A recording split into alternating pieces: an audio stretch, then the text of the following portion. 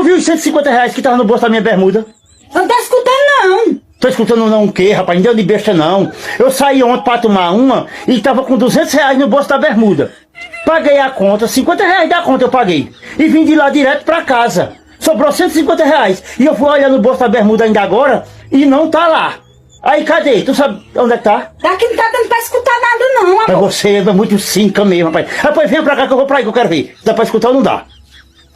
Pronto. Fale agora que eu quero ver. Você é muito espertinha. Eu quero ver se agora vai dar pra escutar. Eu não sei como é que a pessoa tá bem pertinho da pessoa e não dá pra escutar. Fale que eu quero ver. Por mais baixo que você falar, eu vou escutar. Fale.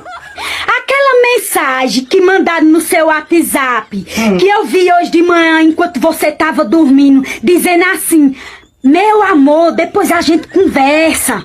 Era pra tu mesmo que mandaram aquela mensagem, foi? No WhatsApp ainda mais. Hã? Responde, Josué. Falou, não tá dando pra ouvir nada aqui.